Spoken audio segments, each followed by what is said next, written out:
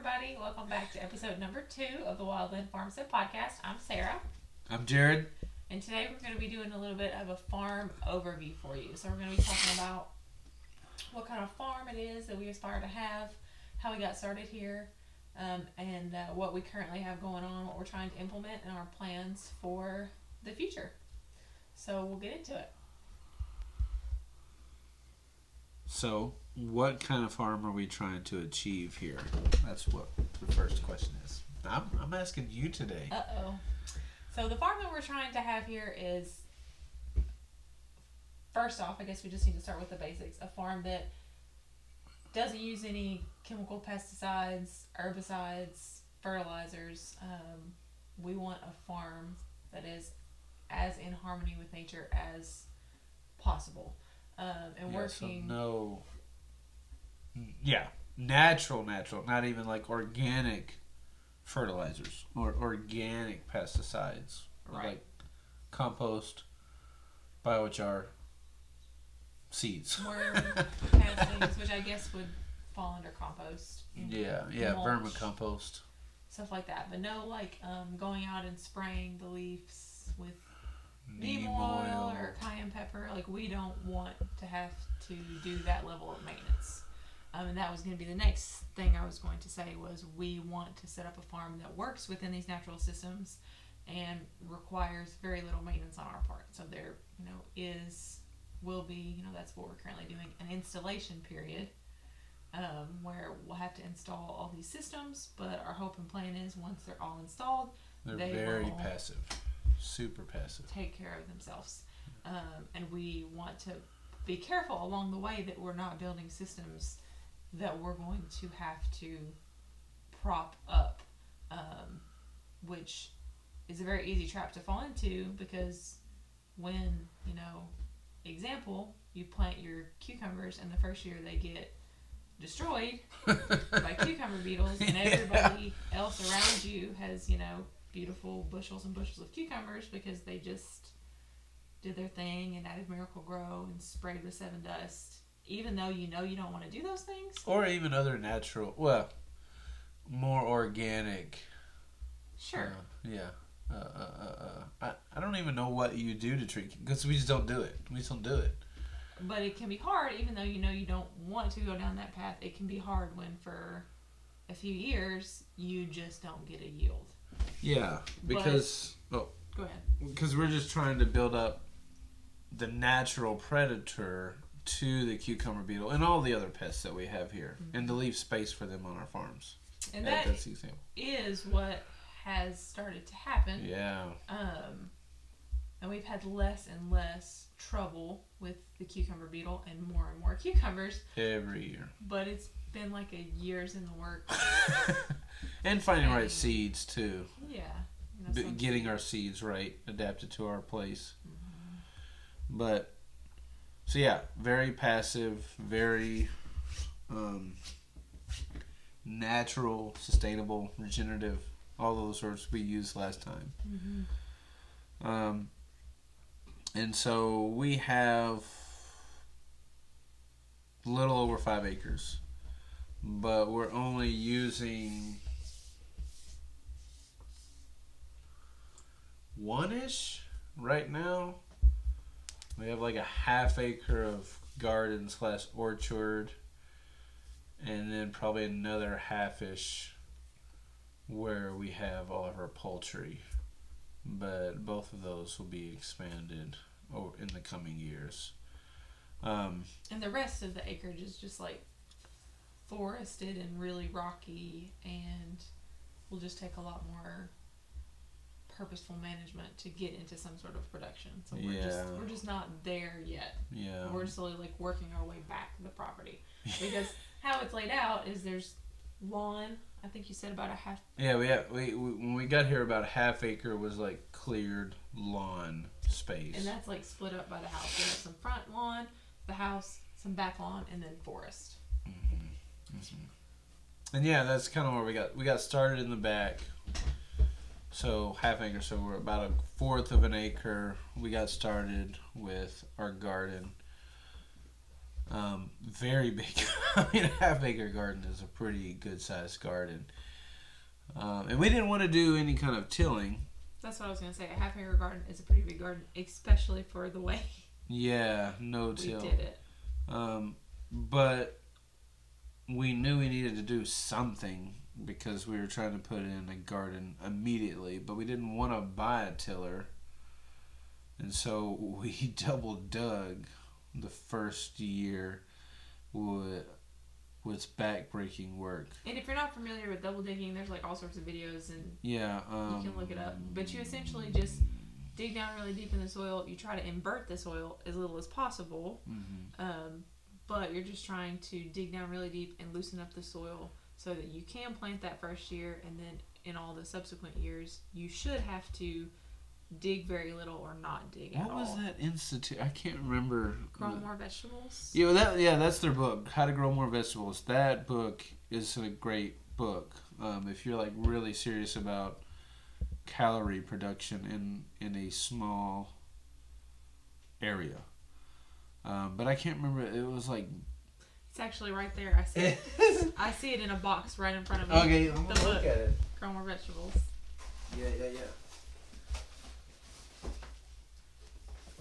Oh, It's kind of dirty, but... Yeah, John Jevons. Yeah, we went... Classic. Biointensive growing. Yeah, that I could not remember the name for whatever reason. Great book. Super great book. Awesome. I love that book. And so basically, following these methods is sort of how we started out the first year, because we had really crappy, heavy clay soil. Heavy. Still And, is.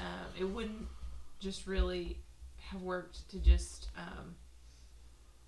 lay down layer compost and try to plant into it, just because what was under it was so heavy. And we also, as we've outlined before, didn't want to bring in compost for a variety of reasons. Yeah. So we got started in the back, double digging beds, a quarter of an acre, half of a half, quarter of an acre. And then we've kind of moved to the front of the house now. And the last year, Sarah Beth Laid down cardboard. broke her back.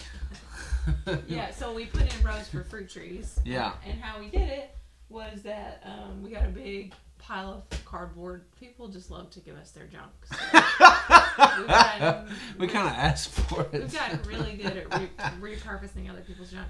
So we got a big pile of cardboard, which can be really handy when you're trying to grow things naturally, if you are willing to give it the time and space to break down. So what I did was I laid out rows of cardboard. I left enough space in between for the wheelbarrow and for Jared to be able to sort of go through there and cut the grass. With the scythe. And then on top of that cardboard, I laid down wood chips. We had gotten in like a big pile of wood chips. Several truckloads. Yeah, from some tree trimmer guys. So I went with my shovel and wheelbarrow, and it took me, a summer just slowly working on it. But we made 6 rows, and we just let them set. And now this spring we have planted fruit trees. Yeah, as we ordered a bunch this winter. Mm-hmm. They're just now coming in, the bare root, and we've got apple, pears, and plums so far.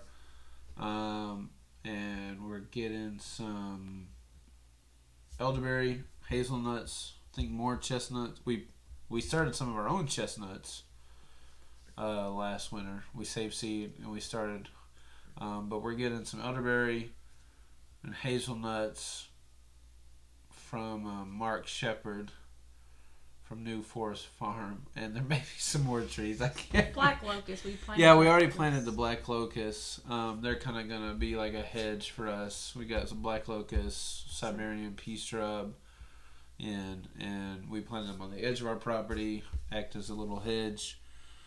And then behind the fruit trees, we sort of have like an herb garden area where we have like some perennial herbs, oregano, sage, thyme. And then a couple like little fruit and vegetable beds But our plan is sort of to convert the backyard into our calorie crop area and sort of use the front yard behind the fruit tree area as our sort of like complementary crop area. You know, the things that we want to grow, things that are good, tomatoes, peppers, cucumbers, but not necessarily calorie crops. Yeah. So our plan is to put in raised beds up front and then use up front to grow what we call complementary crops. You know, things that we want that make your diet fun, but not necessarily. Yeah, I can't remember what they call it. And yeah, there's the calorie crops and there's nutrient crops, something like that. Yeah, like in the biointensive type methodology. I can't remember what they call it. So we obviously have borrowed a lot from this book. Yeah. And our style is really close to this style, but not exactly, because we're trying to move away from grains, like annual grains, and trying to move more towards perennial calorie crops. Yes. Yeah. But I don't think that it would be classified as no-till either. Like, because they do every year. You know, if you read it, you'll see. But it's still a great book, though, and I don't think it's kind of like one of those things. This is a tangent, and I know like no-till is a big thing. It's not. I don't think that you have to be no-till. Right. You know what I'm saying? Like so many things, there's subtleties. The problem is like turning over the soil every year and never building up life in it. It's not necessarily... and or just not adding compost. You know, because there's certain crops like sweet potatoes, potatoes. Have to disturb the soil. You're gonna disturb the soil. But I think like being able to leave a large portion of your land where that you do not do that with perennial crops, and you can leave places for carpenter bees and other native populations, you know, your moths and praying mantis, yeah. But that are going to be harmed. That will be harmed by tilling up every year. So I don't know people get really dogmatic about no till, no anywhere, but we don't necessarily. And this, like I said, a lot of these calorie crops, beets, potatoes, sweet potatoes, you're gonna disturb the soil in a way that I guess you could call tilling. Mm-hmm. Which is still not a complete inversion of the soil. So it's not. It is better, and we are laying down compost, and we are doing other things to keep life there as much as possible. But I think you're just trying to say like tilling sometimes doesn't necessarily mean that you're destroying. It doesn't have to be horrible. It can be part of a productive sustainable. Yeah, and just like slash and burn. You know, a lot of people are just like slash and burn. It's just so wrong. Well, many people in many countries have been doing it in a sustainable way for a very long time. So it's hard to be like it's just the worst. Mm-hmm. And that may be a part of our series that we're planning to do next. You know, myths. But anyway. My brain was tracking with something else, and then you said moving away from grains. We do grow grains though, as a part of our winter strategy. But you're just saying like as the backbone of our farm, we are moving away from harvesting, annual storing, crops, threshing. Yeah. We were trying to grow like a lot of wheat, but I feel like wheats, oat, rye, kamut, inkhorn. We were trying to do all of those, which on this small of a scale, it became very tedious. Yeah, and it was a lot of work. Yeah. For as hard as we work, we're also kind of lazy. So yeah, and we threshed it all by hand, and it was fun. I liked it, and I enjoy threshing a little bit. Was it fun? I liked it. But we save all of our own seeds, and so we do employ grain crops. Yes. As a cover crop, and so we will still be doing it, but we really condensed it down to very few. You know, we do Austrian winter peas and rye, because those are the ones that we like the best, and we can also use them as feed for our poultry. And so on all of our no-till beds, we now grow through the winter the rye or the Austrian winter peas as cover crops. as cover crops. And then we allow some of them to go to seed. Well, yeah, I mean, this year we kind of got messed up. But, I mean, in the future, on all of our annual beds, we will allow them all to go to seed. Because our season, specifically on our farm, starts a little bit later than I feel like other people in our area do. I mean, we have a pretty long season in 6B. And so most people, like right now, last frost date, they're putting in tomatoes, they're putting in their peppers, they're putting in all of their summer crops right now, where we're just starting. I mean, that's what we just did. We spent last weekend, 2 weekends ago? I can't remember. I think it was 2, but yeah, that's not. Yeah. Just starting our summer crops, some of our summer crops. And they will go in the ground later. And so we tried to, on our land, we can get our winter crop, which would be our rye, fava beans if the rabbits don't eat them all, garlic, and our peas. Mm-hmm. And then we will get our summer crops, which will be, your corn, your sweet potatoes, potatoes, tomatoes, pepper, all of the things that people normally grow. But it's just trying to make the most of the seasons on our land. So in the back beds, the rye and the peas are going to be allowed to go to seed, and then we're going to go plant sweet potatoes and corn. Right, yeah, immediately after. But in the front beds, we may plant out tomatoes and peppers earlier than that. But in the back beds, those are going to be winter cover crops that are allowed to go to seed. Is that correct? Yeah. And that's about 1/4 of an acre, so. Which is? Both. Both are about 1/4 of an acre. Yeah. The garden area up front, where we have the extras. So the garden area up front would be like 1/8 of an acre, because the other half would be our orchard. So we have like 1/8 of an acre of orchard, 1/8 of an acre of tomatoes, peppers, eggplants, yada. And then we have our bigger section for our color crops, which would be 1/4 of an acre. And we have our, Jerusalem artichokes. We have our potatoes. We have our sweet potatoes. And our chestnuts are kind of back there too, but they're making their way down the perimeter. Yeah. And And so, like we said, when we first got here, we had 1/2 an acre cleared. And these past couple weekends, we've been trying to get the other half cleared. So I think we should rewind a little bit and say, there's the lawn.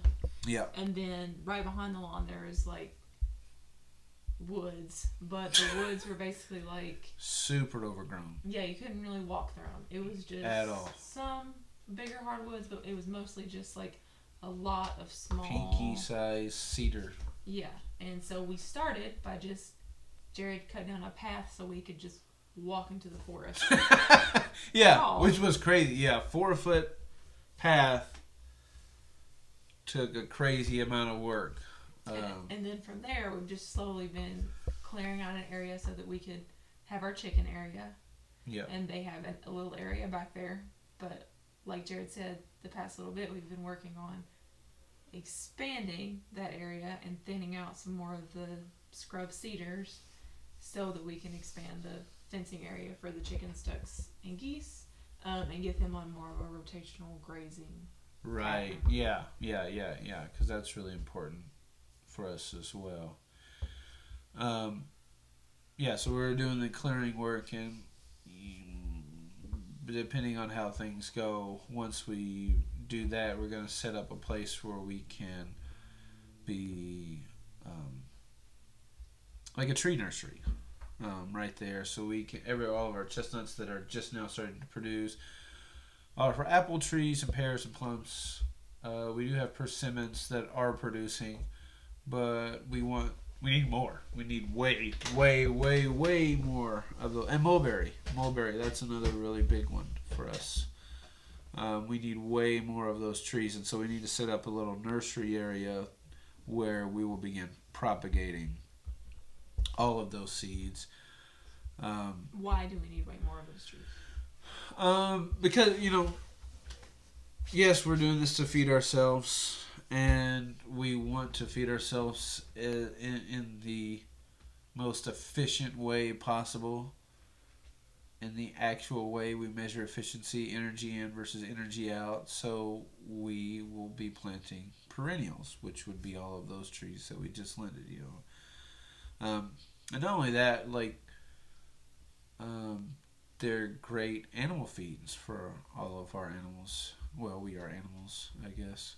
Our other animals. Our other animals besides ourselves. And we want to be able to feed the chickens, ducks, geese, hopefully pig soon. Yeah. From feed that we grow here. Yeah. That's really important to us in our farm. That's what we're working toward. We're not there. And we're really hoping the next 2 years we'll really be there. And so, yeah, that was a part of the clearing discussion. So we are doing more clearing of lower quality trees. Some of these cedars, they're beautiful trees, and I love them, but they weren't growing to anything the they way were that they were. way overgrown, Yeah. and they definitely were not are not going to be as beneficial for us and wildlife in general as the chestnut, which we used to have a crazy amount here in the United States. But chestnuts, the mulberries, wild apples, and whatnot. So we're doing this clearing to create the nursery so that we can propagate more of those species. But those will still be a few years away from producing. But at the end of this year, the clearing, we're trying to put in a greenhouse.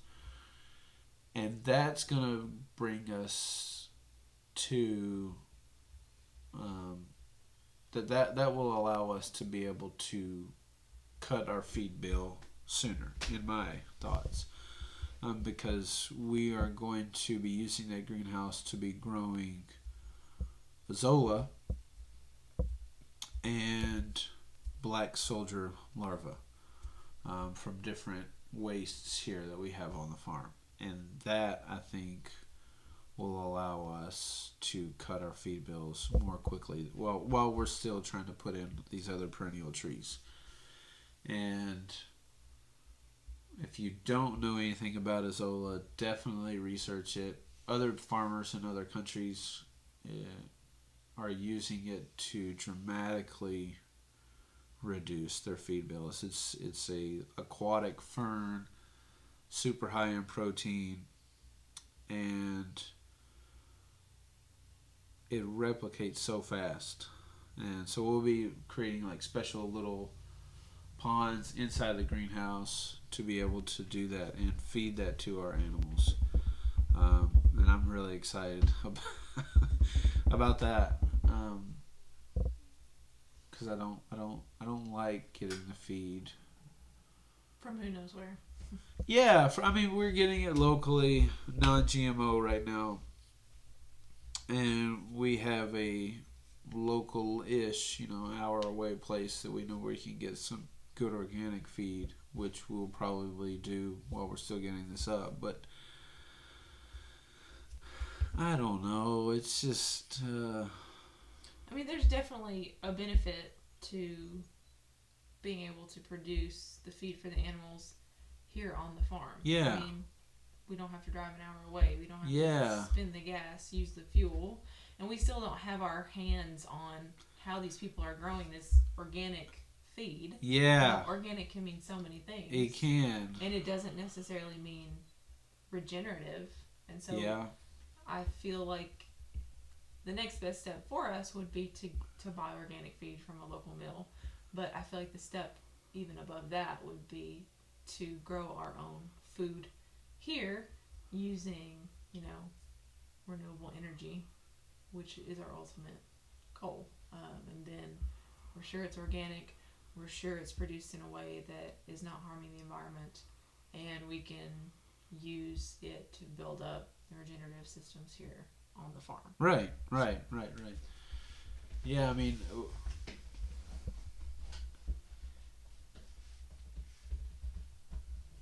and doing so and in this way, I think that eventually we will be able to supply people with the highest quality food possible at probably some of the lowest prices. It's weird to it's kind of like Masaru Fukuoka, his book, The One Straw Revolution, and I feel like he has this kind of rant where natural food, in his book, he describes what he means as natural, which is not just this term that we kind of throw around in our grocery stores today. But he goes on this rant about how natural food should be the cheapest food anywhere in the world. And he actually, he sold his rice and mandarin oranges and other products, I believe, to this grocer. And he found out, he knows how much he was selling it to the grocer for, and he was living off of it. And he found out how much the grocer was then selling it to, which... I'm sure he didn't like that. And he didn't. No, he got really, really angry. And the grocer tried to explain to him that, well, people don't trust it because it's not expensive. They think this is cheap food. It must not have been produced well. Right. And that's why he goes on to this rant of how natural food should be some of the cheapest foods in the world. Because it should require very few inputs. Because, exactly that. And when you think about... And very little energy. Conventional farming and all the big machines and fossil fuels and tractors and transportations, it should be hella expensive. So it's kind of flipped. Yeah, it is kind of flipped. And there's a whole lot of reasons as to why that is. And I've been to other countries, and this was not something that I've paid attention to, but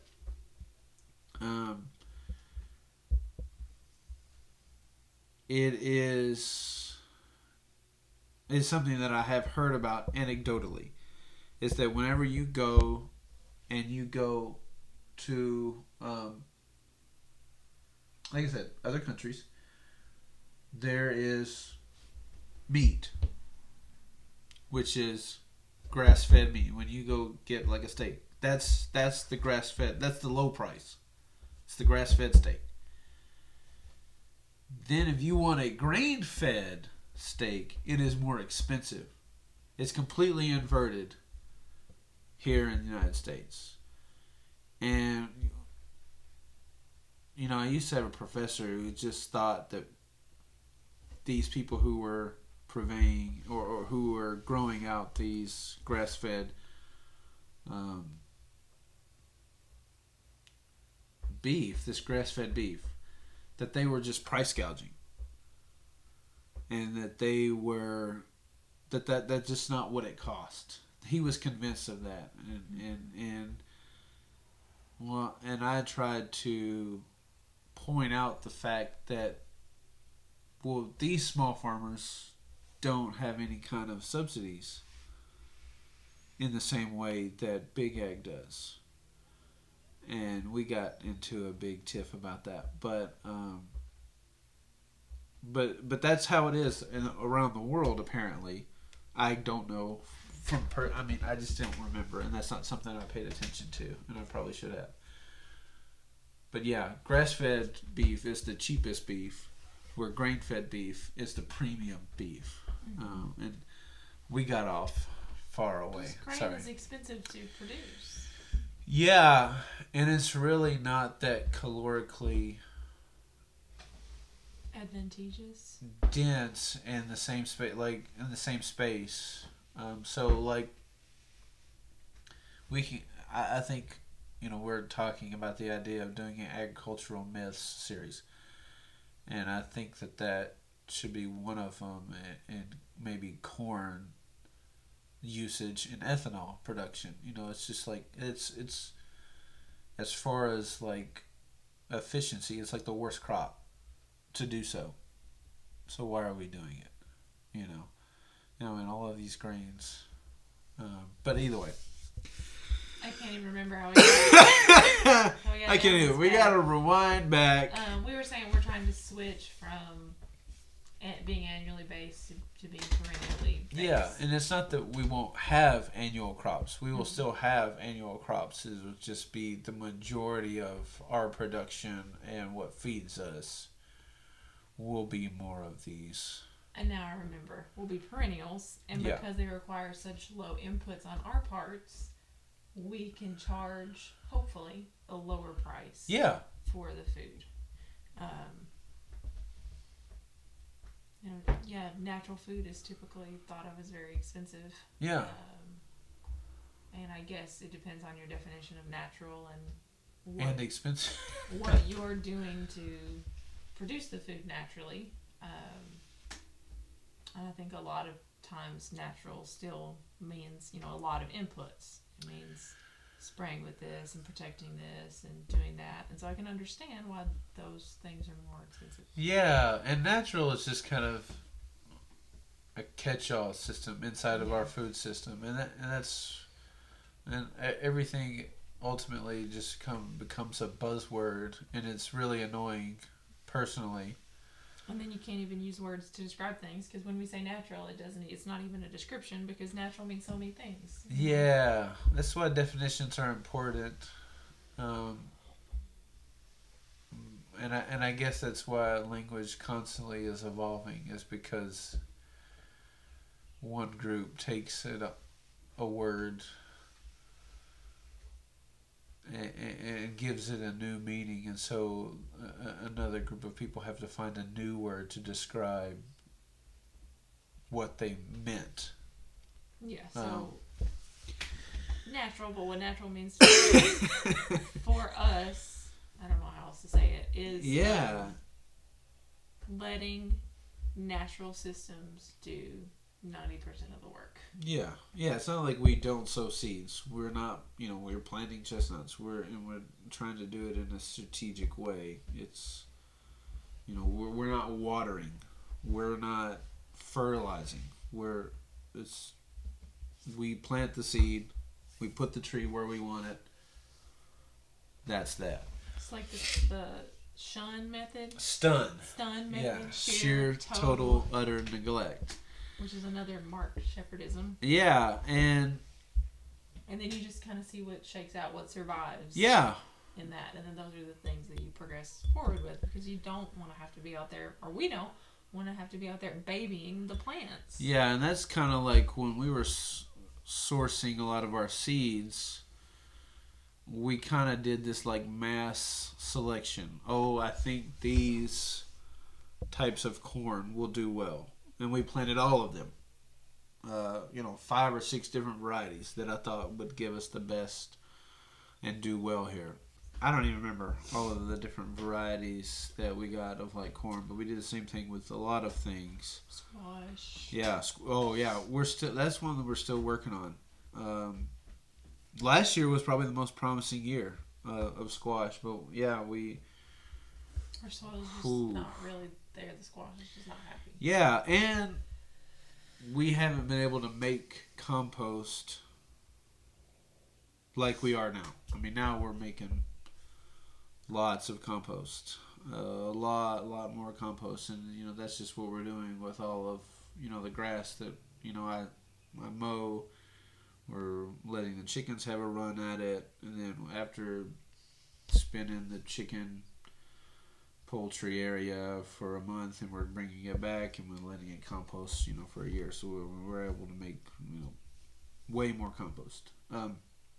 But yeah, when we were just doing mass selection, we're just gathering all kinds of seeds, just seeing what shakes out in our system, and that's how we do everything. Even with our different poultry breeds, we got this because they lay eggs well. We got this one because they readily sit on the nest. That's what we want. And we got this one because they're of this certain size without this. And then we just put them in the blender and blend them all up. And I guess that's the stun method. The stun method is not just what we use for our trees. We also use them for the seeds and the plants that we produce and the ones we save seed from. And so consistently, I feel like our genetics have gotten better because of how hard we are on our plants.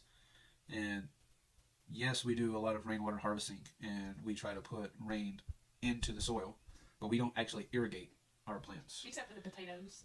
Except for the crops that are not going to benefit. If they do not bear seed that we are saving, we will irrigate those. We will irrigate potatoes. We do irrigate sweet potatoes and sunchokes. Because they're not necessarily going to be improved from being starved from water. Whereas if we don't water the corn and we see what corn survives, we harvest those seeds, and the next year we have corn that should be more drought resistant. Yeah, and every June, July, August, we have this so dry and crunchy. Everything looks like it's gonna die. Yeah, it's so hard not to water. And it's so hard not to water it. But we're just this is long-term thinking. Inevitably, some of them survive and save those seeds. Yeah, you think they're all gonna die. They're all gonna die, but they don't. But that also is like we're doing more to make sure that more water gets stored right there. And yes, we are putting in more swales. Yes, we are building up our soil with more compost. But we're also trying to do what we can on the seed side of pushing those genetics to become attuned to this area, place, and time. And that's kind of, it can be real frustrating. No, for sure. I remember. You can tell a story on me. No, not on you. Yeah, I mean. You remember your wife being upset because there was no green beans because we haven't saved seeds? Oh yeah, that happened. Yeah, I was, my grandpa even was like, you could just go out there with a tractor and till this all up and you'd get more of a return. It's like, yeah, you're right for the right now. But we're not doing it just for the right now. We're doing it for the future. 10 years down the road. Yeah. It is hard to think that way. It's even harder to act in accordance with that thinking. Yeah. Because, like I said, it's like super hard to do all this work to grow cucumbers, and then you get one cucumber that you can eat. You have to save seeds. Yeah, because you have to save seeds. So, no wonder that our society has gotten itself into trouble from short-term thinking, because long-term thinking and action is hard. It's hard. And you have to have a lot of discipline to do it, and that's been something that, I know personally I've just had to really work up those muscles to be able to do it, because it's not my natural tendency, that's for sure. Yeah. I don't know if it's anyone's natural tendency. I feel like it's a habit that you have to learn, and if there's not someone there to teach you, it can be a really hard very lesson hard. to learn. Very, very, very hard. And if it's not ingrained in your culture, in your family, that this is why we're doing these things.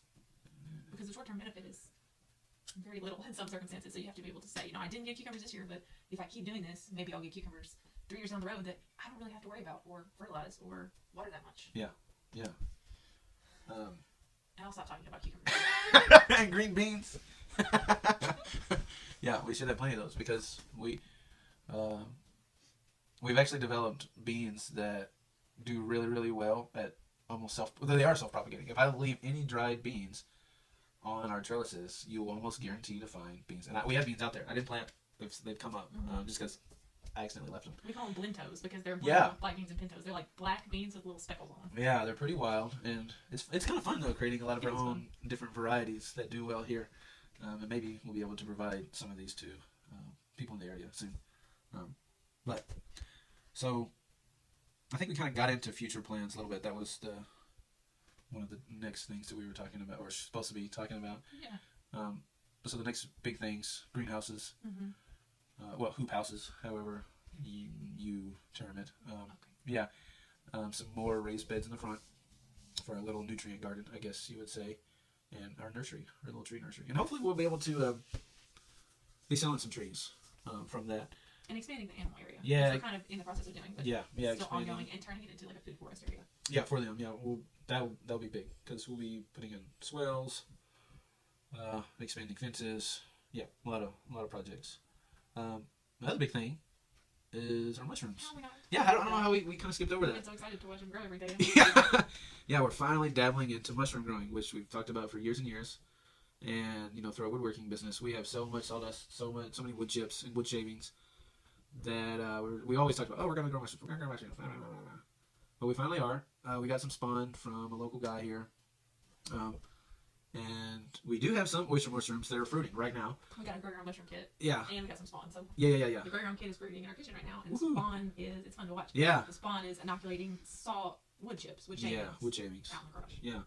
And that will be something that we'll probably be able to begin marketing hopefully soon, because we produce so many wood chips that we may be able to hook up with once we get good at it, growing mushrooms, hopefully, we'll be able to get a local restaurant, whatever. I don't know. We'll see what comes out of it. We'll see. But it's exciting for sure. We've wanted to do it for so long. Yeah. I think another thing that's been on our list for a long time that maybe we'll do next year, maybe is bees. Bees, yeah. We've been talking about bees for so long. Yeah, and we need them around here. We have so many wild bees. Mm-hmm. Carpenter bee, all kinds of bees. Crazy. I don't know. So many different sizes. I know people are always complaining about the carpenter bees, but there's all honeybees. They're smaller than honeybees. I don't even know all of the different names, but it's really fun to watch on all of our different flowers. But yeah, I want to get honeybees. We'll hopefully have some honeybees. That's definitely a future plan. Yeah. We'll get there. Yeah. Yeah, because we definitely need them for our orchard. Well, I say definitely need them. Like I said, we have so many bees. Yeah, we have so many pollinators. We don't spray. We let our grass grow up tall. And there's habitats. I feel like a lot of habitats for pollinators. Yeah. Maybe get destroyed in other places, but we do have like a lot of insects and bugs and bees. So maybe we don't need honeybees, but I feel like it would definitely help. We want honey. We want honey. Yeah, and if to kind of have that sugar, I guess that's the one thing that like a part of our diets that we're not growing or we're trying to figure out how to grow is either sorghum or honey. Mm-hmm. Maple syrup is just kind of a little bit trickier for us here. Mm-hmm. But we have grown sorghum. We will continue to grow sorghum, but I really would like to get it from bees. Mm-hmm. But the honey, not the sorghum. Yeah, I do love sorghum though. Is there something else that I think that's about it. I think we've rambled on. Rambled a lot long enough about our farm, what's going on in the farm. I guess pigs, that's the other thing that we're kind of like toying with the idea of in the future. We talked about goats. I don't know how to make goats work here. Fencing is a real problem. Because they don't care about it. Yeah, apparently not. And it's very rocky up there. But I think it would be easier for a pig because they don't climb. So yeah, pigs, not goats. I don't think. Maybe. We'll see. Okay, so I think that's it for this episode. Yeah, I think so. And the next episode, what we were thinking is that we're going to start a series on farming myths, or what we think are some farming. Agricultural myths, farming myths, yeah. Yeah, and we thought we were just going to do one episode, but then we're like, no, it's probably like way too big. So what we may do is like start the series next episode, and then maybe we'll do a different episode in between, and sort of maybe it won't be consecutive, or maybe it will be, but we haven't figured that out yet. But the next episode is going to be the intro to the series on agricultural myths. Yeah. That should be fun. Oh yeah, a lot of rants. I can feel a lot of rants coming. But anyways, thank you for tuning in to this episode. We really appreciate it. If you want more farming content, more woodworking content, please subscribe to our channel. We really appreciate it. And we'll see you next time. Peace.